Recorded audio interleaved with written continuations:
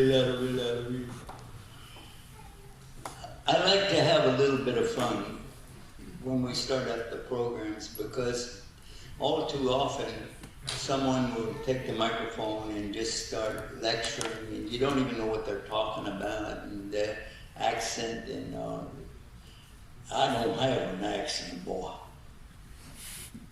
I speak good Texan. So anyway, I think that the subject, though, is so serious that it takes a certain amount of relaxation up front so that we can get into this real difficult time. I will begin with telling you something from Islam, from the Prophet Muhammad sallallahu alaihi wasallam. He said, obviously he didn't speak English, so I'm speaking a form of English. I am from Texas, so I play with that language a little bit. But what he said was translated as, in the last day, there's not going to be any more religion at all, except Islam and absolute atheism, or kufr. He said that. Now, how do we look at that today? Observe this. People are leaving Buddhism. And this is the famous thing here in Japan, Buddhism.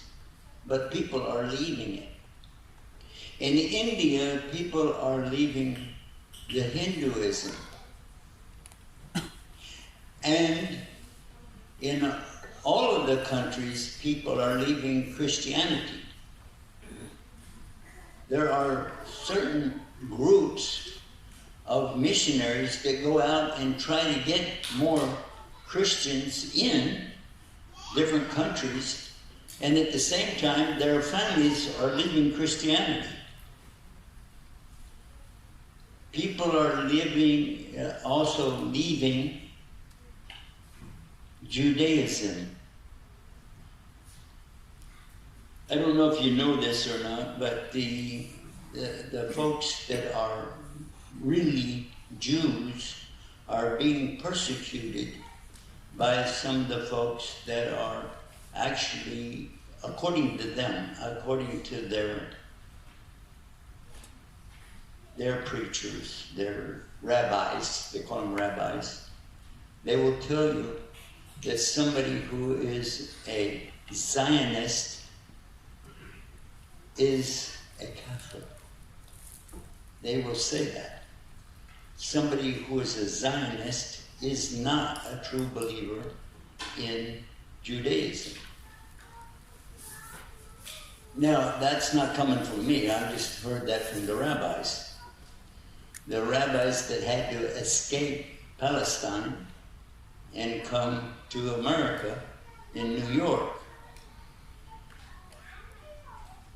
But I left out something, and this is the reason that I really want to open up the subject, because people are coming into Islam.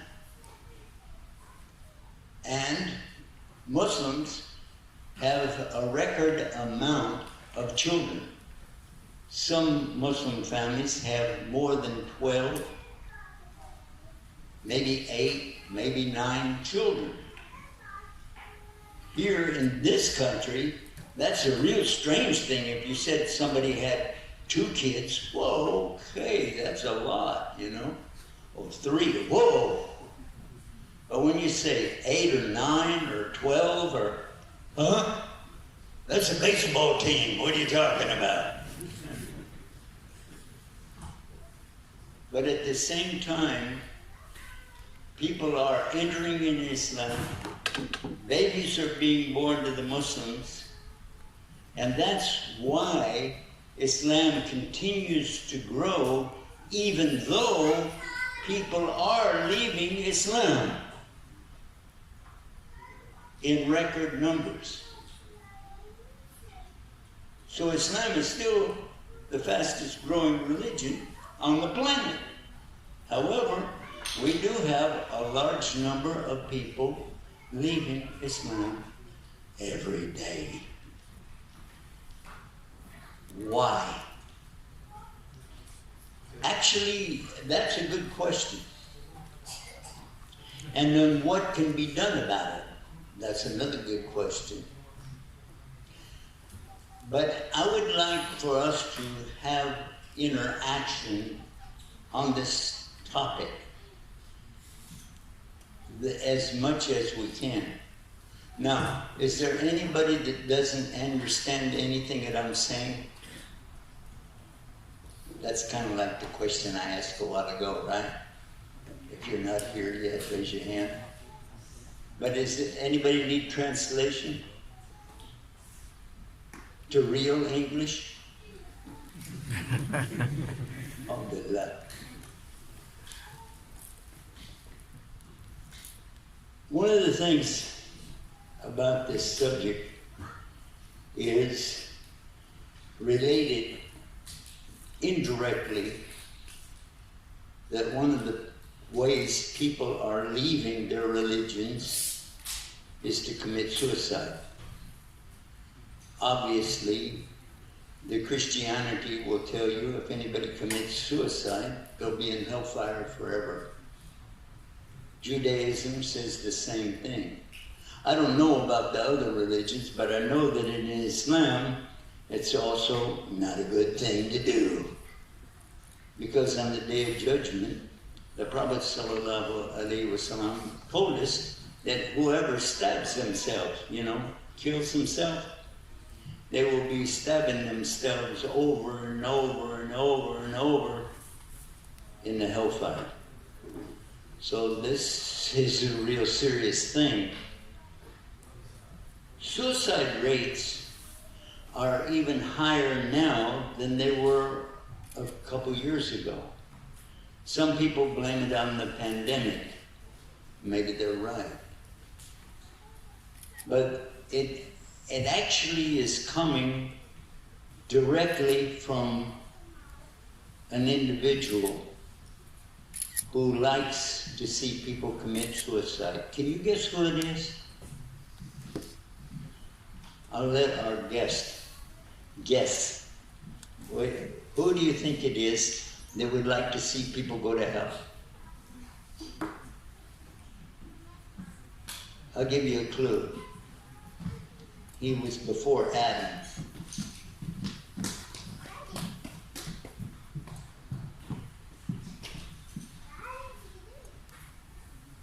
Go ahead. Go ahead. Huh? Yeah, what's his name in English? Satan. The devil, right? Yeah, absolutely right. Iblis, or Lucifer in English language. He's so happy that somebody will commit suicide because they'll be in hellfire. Not just for a little while, forever. Now I want to give you some good news. Here's some good news. Our prophet, peace and blessing be upon him, he told us that everybody will eventually be in the paradise. Everybody will eventually be in paradise, except those who refuse to enter. And one of the companions of the Prophet ﷺ, he said, who would refuse to go to paradise? Can you guess?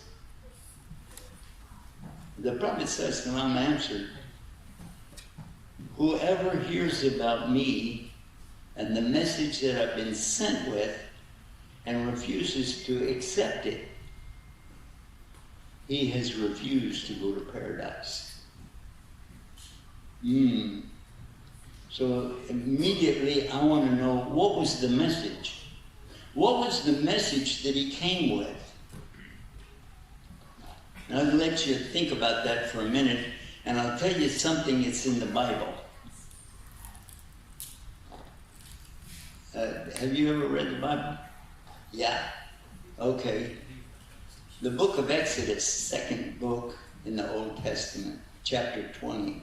It starts out by saying, I am the Lord your God that brought you out of the land of Egypt, and the house of bondage. You know no other God than me. You shall not have any other gods beside me. That's the first commandment. Then the second one is about making statues and images. And it said, you shall not make unto me any graven image of anything that walks upon the earth like a human being, or flies in the air above like a dove, or swims in the sea beneath like a fish. Why did I give you, it doesn't say like those things. I gave you that for a reason. I was sitting in church. I used to be a Christian. I was sitting in church in the front pew, right? And while I was reading this, I had the Bible in my hand, and I'm reading it, and I'm looking up, and I said, wait a minute. It's got a man on a cross. Huh? He said, not anything that walks on the earth. Then I was looking again. In the stained glass window, they had a dove, a bird,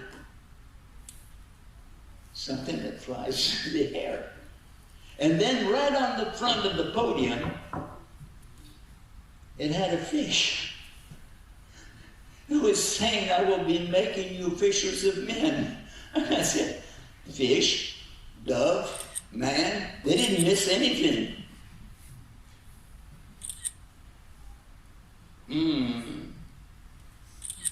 How do you think that came about? Actually, in the New Testament, you find something that's really strange, because you find some words that are said by Paul, and then you see the words said by Jesus, supposedly. We don't know, because it's all translation to English anyway. But they're very much contradictory. For instance, I'll give you one example. In the book of Matthew, the first book in the New Testament, the book of Matthew, chapter 5, verse 17 and 18, it says, I did not, this is Jesus saying this, he said, I did not come to destroy the law, the Sharia. And I did not come to destroy the law and the prophets. I came only to fulfill. In other words, he's going to adhere to it or stick to it, and he's going to practice the law. He's going to practice what the prophets taught. That's what he said, supposedly, if you believe the Bible. And I have no reason to doubt that, because we have similar in the Quran to that. Okay. But he continued, and he said, what means in English, according to the Bible translation? He said, whoever sticks to that. In other words, they fulfill the law, and they do according to the Old Testament. He said these people will be in the paradise. They'll be in the kingdom, high up in the kingdom.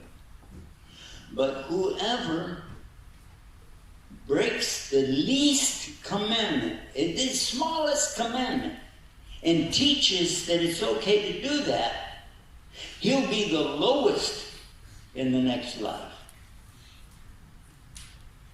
Huh?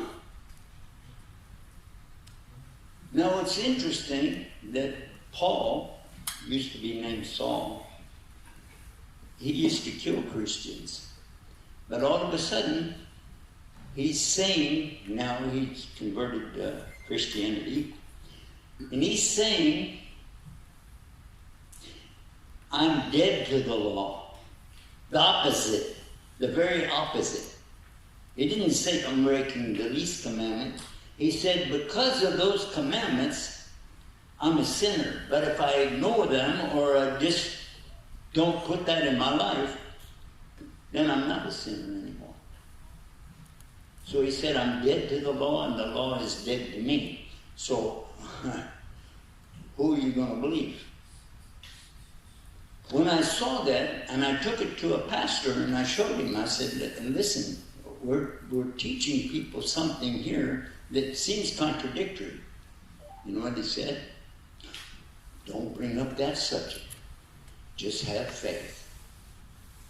Now, the reason I tell you this is because if you tell somebody just believe this or that or something else, just have faith, that's not going to work in today's world.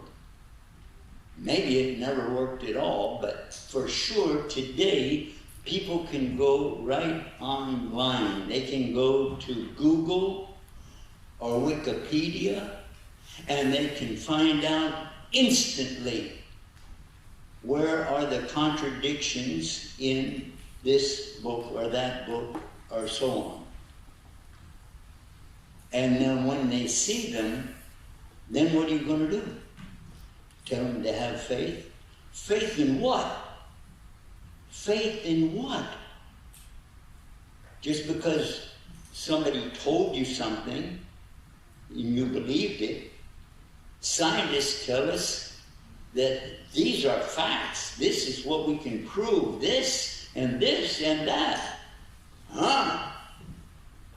Except, by the way, how many of you know about the James Webb Telescope? Anybody? James Webb Telescope.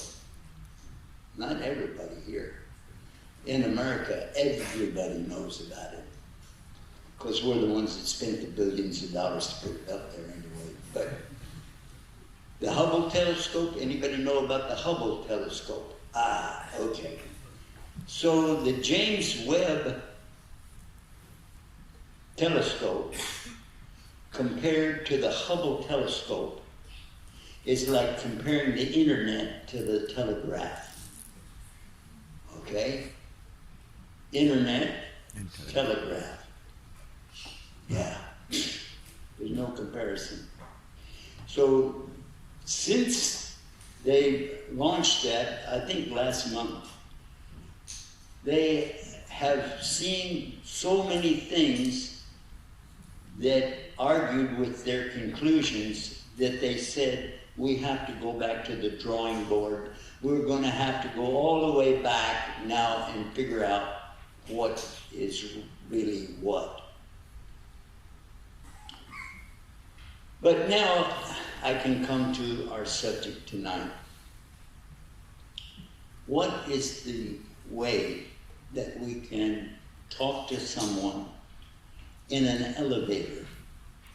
In an elevator, when you know that as soon as the bell rings, ding, okay, they're going to walk out of the elevator. So you got to be really quick in what you say. You don't have time to open up the subject about the Quran was revealed by you're not going to be able to do that. And the hadith are based on the isnad. Now the isnad is the chain of narrators who okay, they're gone. What can you do that you can do like TikTok? Anybody know what's TikTok? Yeah, okay.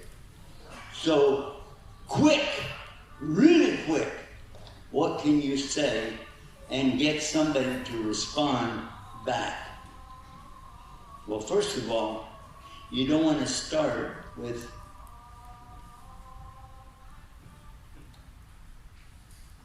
who's got that going on? Okay. Alhamdulillah. So you don't want to start with something that is going to be involved in blah, blah, blah, blah, blah, blah. And you also don't want to start with, you need to go to paradise. And the only way you can go is what I'm going to tell you. You know what? The guy's going to be saying, when I get to my floor, I'm going to run away. I'm going to run. I want to get out of the elevator right now. I remember in Christianity that some people came up to me one time. They didn't know who I was. They just come up to me and said, "Did you know Jesus?" I said, "Not personally." Like, what kind of a statement is that? Like somebody said, "Do you know Muhammad?" Get away from me. How many people remain Muhammad here, by the way? Put your hand up real high so our guests can see. How many of you know somebody named Jesus, Isa? Personally, yeah? Yeah? So we know more about Jesus, I guess, than you do. Because we have a lot of people named Isa. Anyway, so what is the question? And I'm going to insist that it has to be a question. Because if you ask somebody a question, for instance, do you know where I can get a good cup of coffee? Okay. Even if the bell rings and he's going to go, he can say, yeah, I'll go down and I'll come back up because I know where you can get the best coffee. Najim Falus.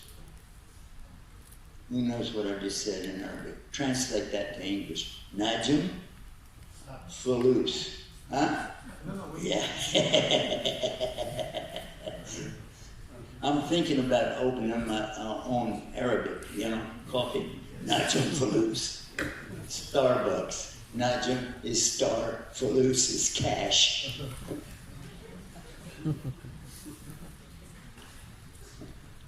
Anyway, let's go back to the subject. So, if you ask somebody a question, you'll be surprised. You will be surprised how they'll stick around. So, if you say to them, if you don't believe in the law, you're going to go to hell forever. Okay. Even if I was a Muslim and I heard that, I would be like, I don't want to get it. Yeah, sounds like a super pseudo salafillo. You know what I just said? Pseudo means imitation. Anyway, so what is the question that you could ask? And really be on target, but it was simple. Let me take off the cap. And I'm really serious, and I want you to think about what you're asking. Is there really a God? And wait, don't say anything else. Let them think. Don't offer any evidence or proofs or whatever. Just be quiet. Is there really a God? Is there really a God? Are you sure? Are you positive? Okay. Now, that's the first question. Now, then there are three questions. The second question is almost like the first, but it has a specific reason for all of us. Is God really one? What's the answer? Yes. Yeah. If they said, I don't know, that's an answer. They might say, No, that's an answer. Or they might say, I don't know. Or they might even ask you a question. What do you think? If you answer it, you're done. Ask another question. Could it be, if you said it like this, it's a question. Could it be that there was multiple gods, but then they would fight? Because they would be in competition. I want to build a universe better than yours. I want to build a planet bigger than you. You know, there would be competition. That's not a literal translation, but something that we find in the Quran. There is only one God. If there were more than one, there would be chaos. All right. So, that makes sense. One God. Okay. Third question. This is real simple, especially to a Christian, especially to one that knows the Lord's Prayer. You want your will to be done or God's will? What is God's will in Arabic? Kun fayakun. He just says, be, and it is. Can you do that? If you can, make a brand new Porsche in the parking lot with the motor running and it'll never go out of gas, and give me the key. And nobody can do that. And compared to the universe, I think a Porsche is kind of small, right? So, if you ask this question, simple question, God's will be done on earth or your will be done. Now, a lot of times you find guys going around, and gals actually, going around and telling people, hey, I'm going to improve your life. This is what you can do. You can just will something and it will happen. Here's what you do. Before you go to bed at night, you just say, I will do this. And I will make, all that. And then when you wake up in the morning, you say it, repeat it again, and I will have blah, blah, blah. Really? Seriously? That's all you got to do? No. In the Bible, in the New Testament, 2 times is the Lord's Prayer. And both of them say exactly the same thing. When it comes down to this particular part, this is what I used to always say, even as a teenager. And I kept saying it over and over. God's will be done on earth as it is in heaven. And guess what? That's exactly what Muslims are supposed to do. We're asking who? The Lord above, to have His will in our life. That's Salat Istikhara. Yes or no? This, the prayer that we do when we gotta make a decision, we say, you have all the power. I don't have any power. I only have the knowledge, even that I got from you. Allah is Al-Alim. So, where does the knowledge come from? From Him. So, if they answer yes, guess what? You have delivered a message. The message that the Prophet ﷺ was essentially saying. There is only one God, and you need to do what He wants you to do. The only question then is, how can I do that? I'm glad you asked.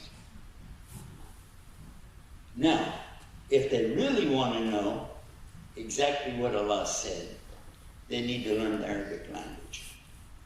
That is serious. If you don't know the Arabic language, you're relying on translations, and all the translations are not perfect. not one of them is perfect. But it says that in the Quran, nobody can make a book like it, not even in a translation. So you will find many, many things in the translations that are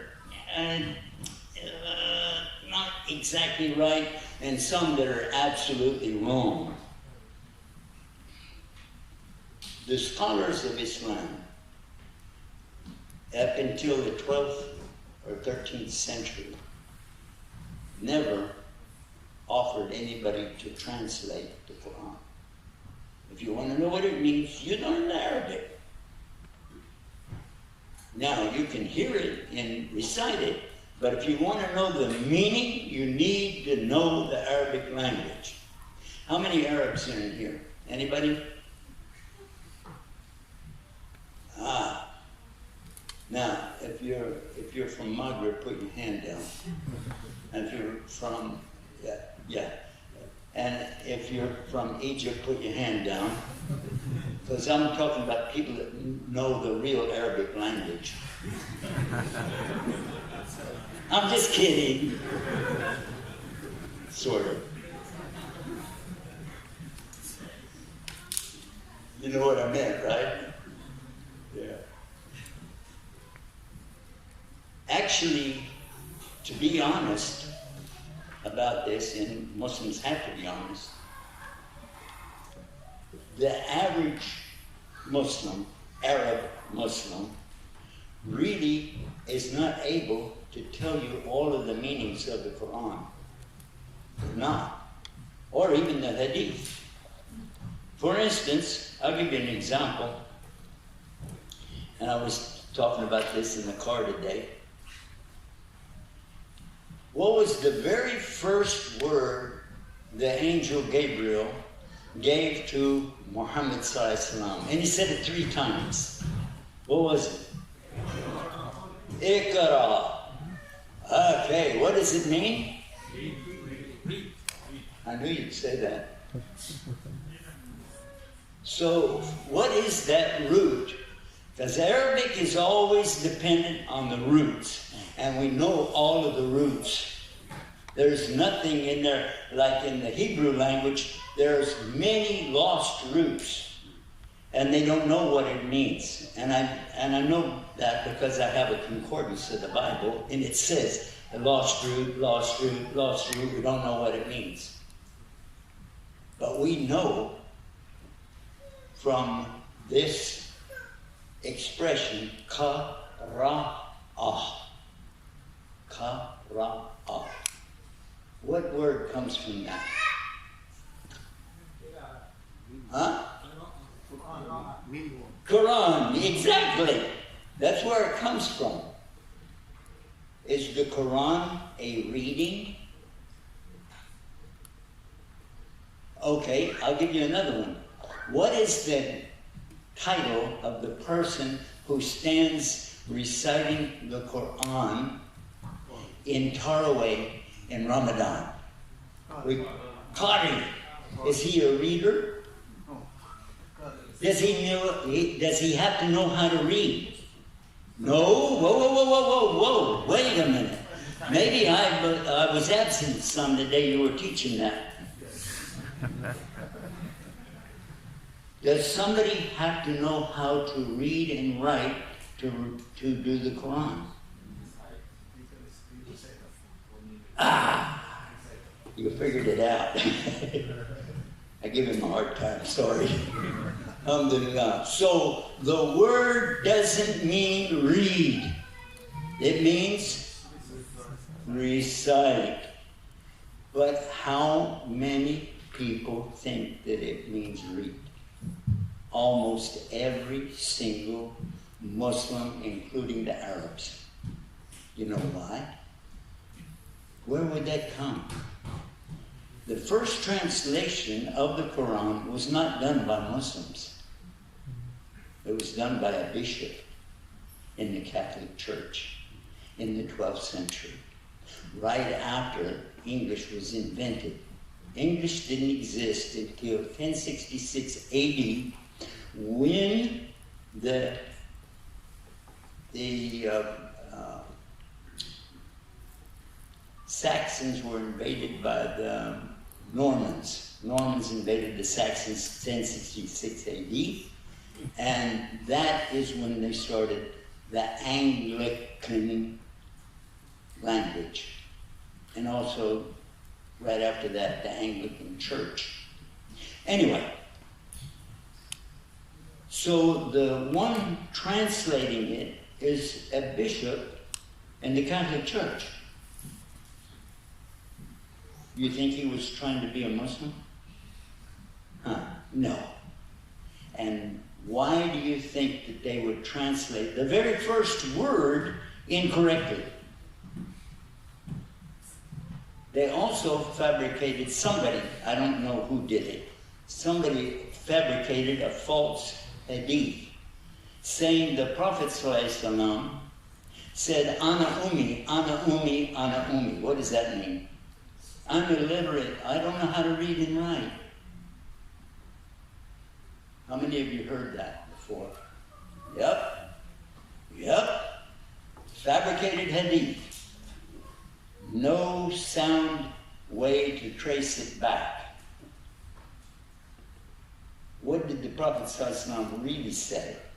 Ma ana bi qari. I'm not a reciter. What's the difference? Well, recitation doesn't require that you know how to read and write. So, did the Prophet ﷺ ever learn how to read and write? No. So this is the way that they tried to prove the Quran was wrong. They said, well, the first word is read. He never learned how to read or write, so I guess, there you go. Didn't follow instructions. A'udhu billah. Now that's pretty subtle and maybe not as atrocious as some of the things we see going on today in the news, but this really disturbed a lot of people. And it still disturbs people today when you say the wrong meaning of something.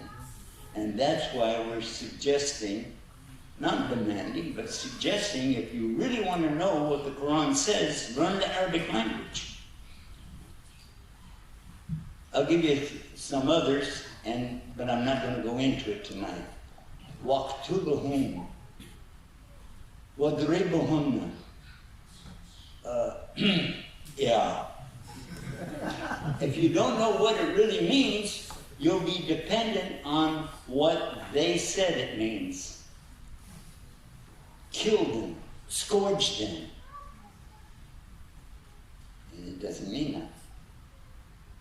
Again, in the case of the women, if you said scourge them, that would mean that the hadith of the Prophet ﷺ, which was the most famous hadith heard by over 100,000 people all at the same time in the Hajj, khutbah al-wada, the final khutbah. And he said it where? On Arafat. On Yom al-Arafat, in Hajj. But then he passed away, sallallahu alayhi wasallam. But the point that I'm trying to make is, if you don't know, just say Allahu Akbar. You get reward for that. All right, now, I want to come back to our main topic. I need for us, all of us, to be aware that there really are operatives working today against your faith. And they really don't care if you become a Christian, or a Jew, or a Hindu, or an atheist, as long as you leave Islam.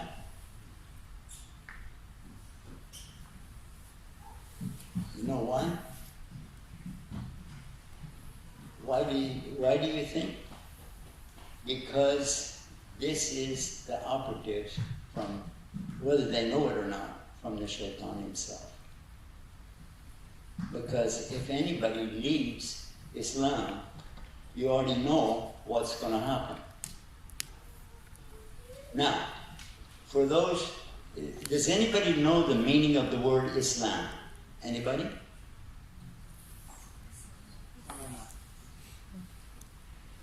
Who would like to try to tell me what it means? Hmm? Pretty good. Pretty good. Kind of. Not too bad. How many think that Islam means peace? Peace!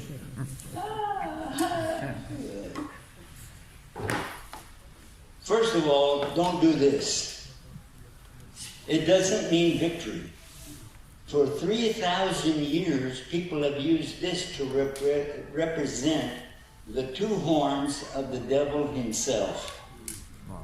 So, but you can change it real easy. Just put one finger down. Yeah. That one. Don't do that one.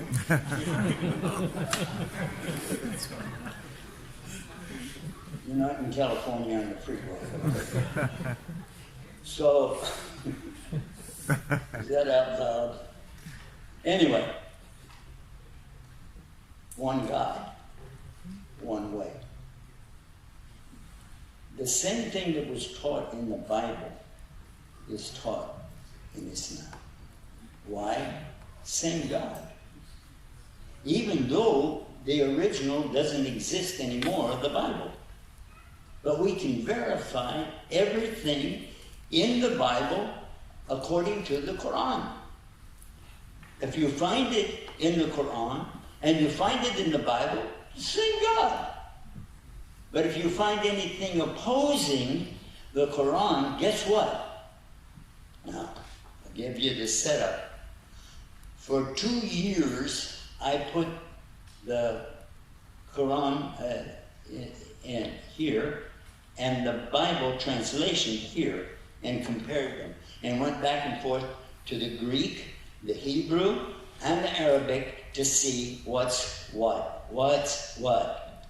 Guess what?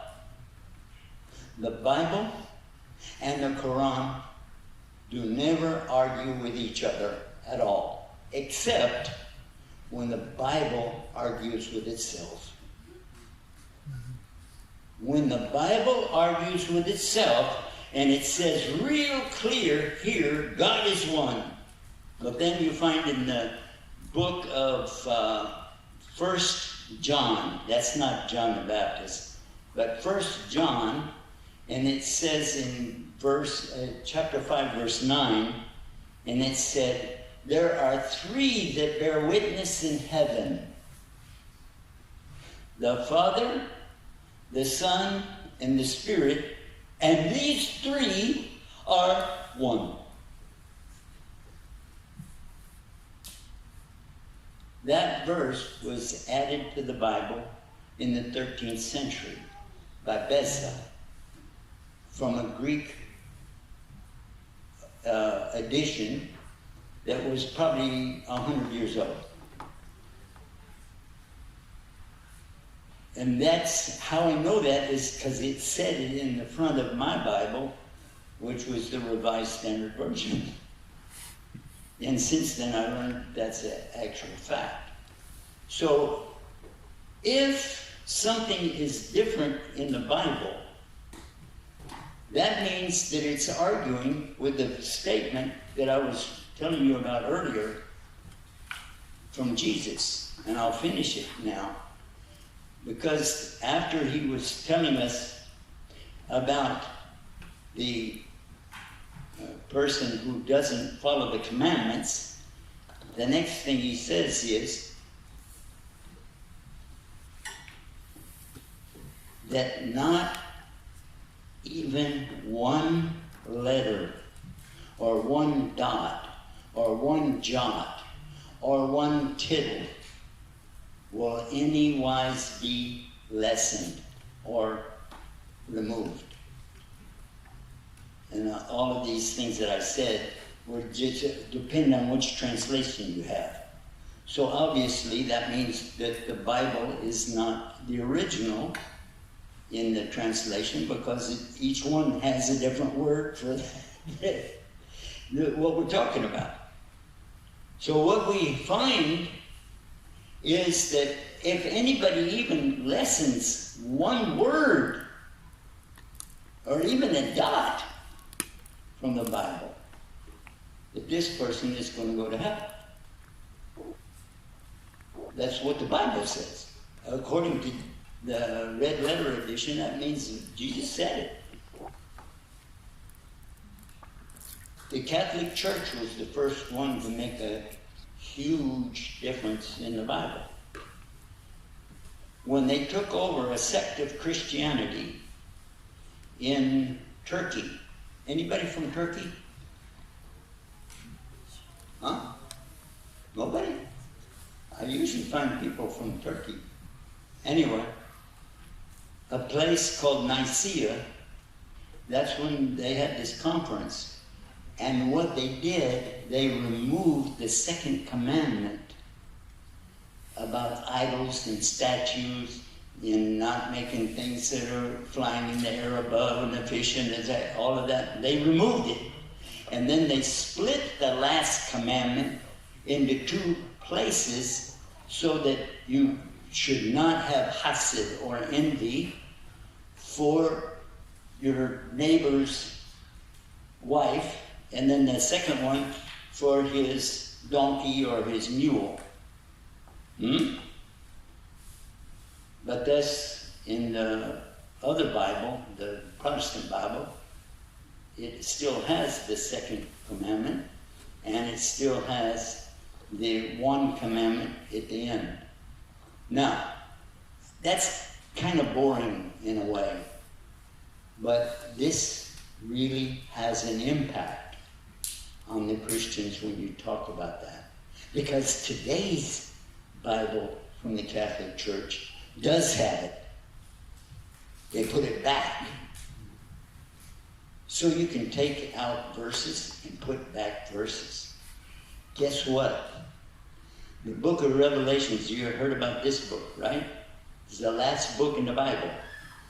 They also took that one out. For 200 years, it was not in the Catholic Bible.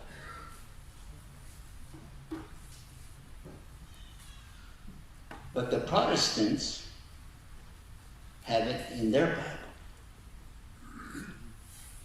So the Catholics had to put it back in. And then they took it out again, and then they put it back in again. What would we say if anybody took a book out of the, let's say Surah Tawbah doesn't start with a basmala, right? So we'll just take it out. Would anybody accept that? Well, guess what? Somebody did in 1980s, took out the last two verses of that same surah. And he started a movement called the Quranis, because he said, no hadith, just Quran. That's in a hadith from the Prophet in the last days, that the people will say, I just take the Quran, I don't take the hadith. Okay, well you just proved the hadith by saying it. Duh. Anyway, so I think you get the idea that I want to go back to the fact that the Christians and the Jews are not our enemies.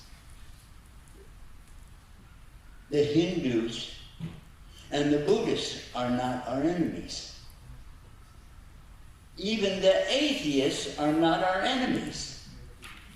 We only have one enemy. And Allah told us about that enemy in the Quran.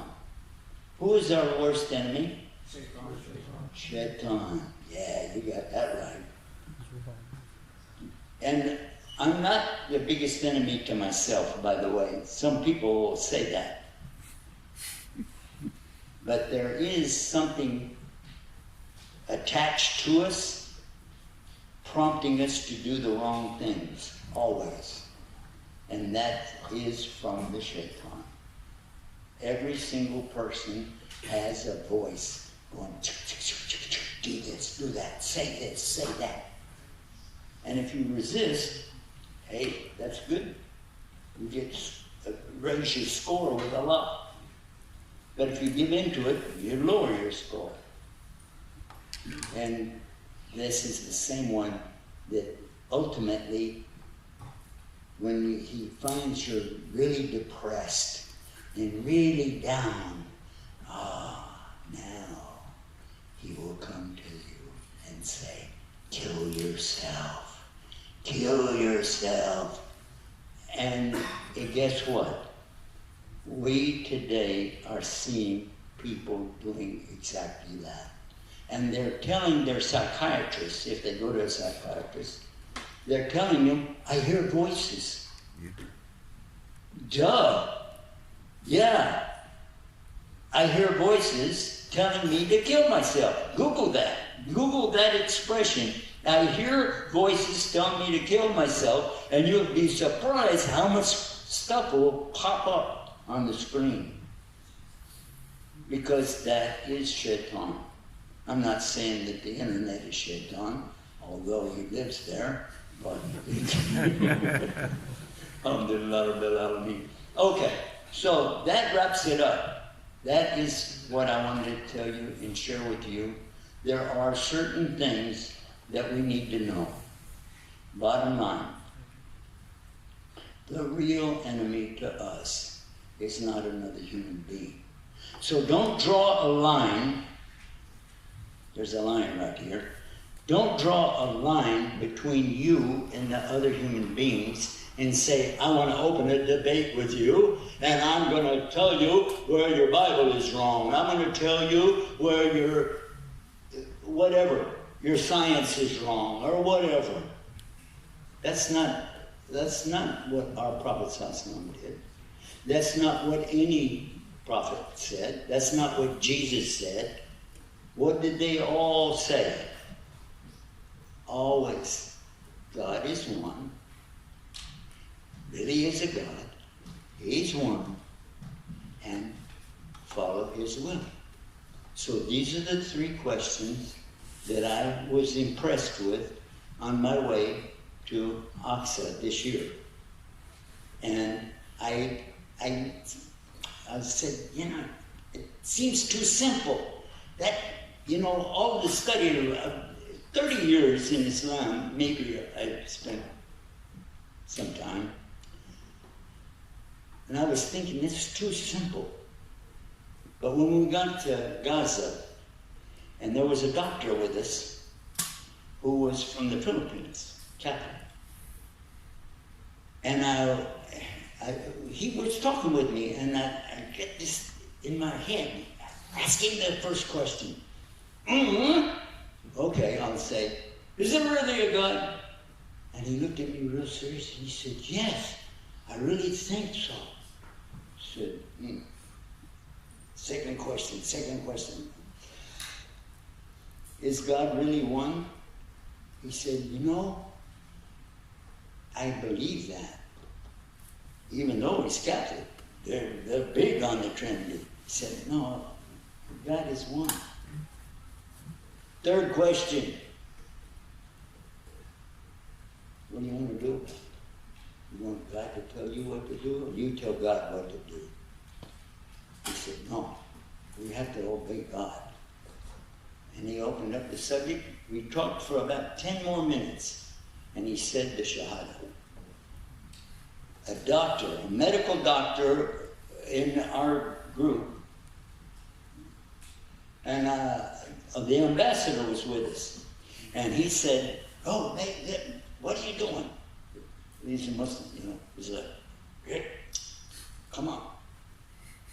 But I had to do it. I felt the compulsion. I had to do it. Then later, the next weekend, I saw the ambassador again. He said, You know, that guy came the next day. He wanted to learn how to make wudu. He wanted to learn how to pray. He wanted to know how about the Arabic language. He was really excited. Oops. When we got to, shall I continue this? Yeah.